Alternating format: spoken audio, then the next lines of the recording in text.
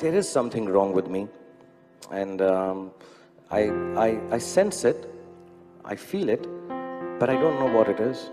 I love to act, or so I believe, as far as now is concerned. I always want to keep working to fill in the time. 99% of the things that I use so shamelessly in films is an experience which is very close to my heart. There is nothing left in my life, I feel, that I want to do for myself.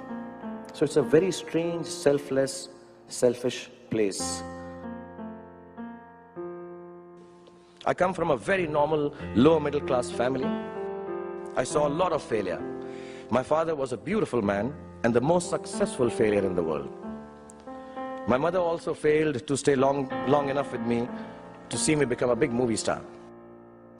At an early age, after my parents died, I equated poverty with failure.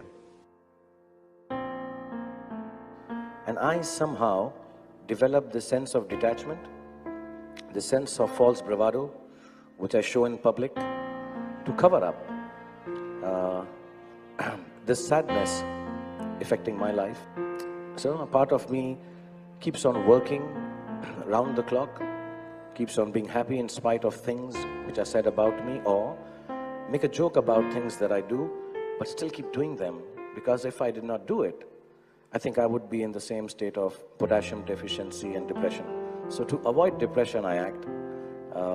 It's much larger than to earn money or be a big star or do endorsements or dance at weddings, which I joke about. And this is the God's honest truth. I think this is the most honest I've ever been in my life to anyone. But somewhere there is this feeling of emptiness. So I have this restlessness, this loneliness, this strangeness, this unfulfilledness, which I feel I'm going to fill it in with as much acting, as much I can give.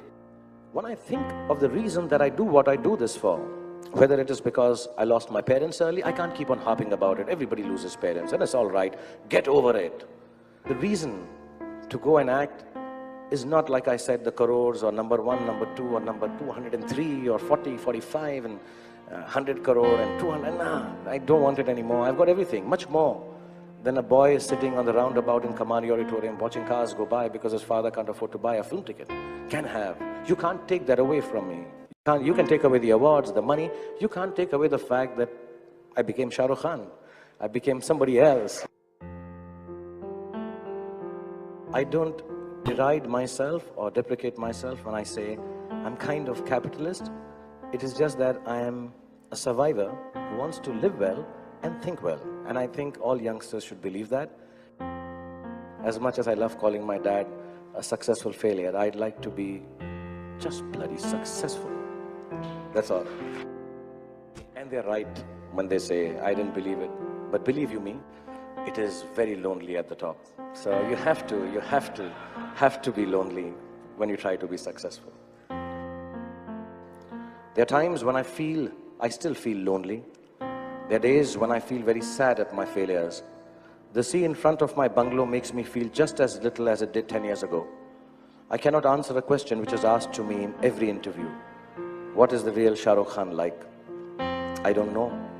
Maybe there is no real me left anymore. Maybe there is no real emotion left, which I haven't done in front of the camera already.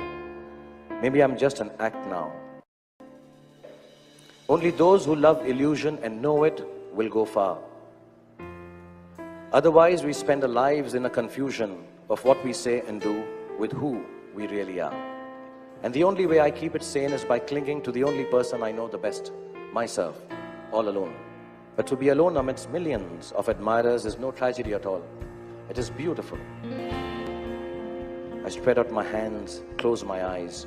I can hear the storm fans loud and clear. I see my son's face. He thinks I'm a hero. He knows I have wings. I know too, God is kind and with me. I also know I can fly.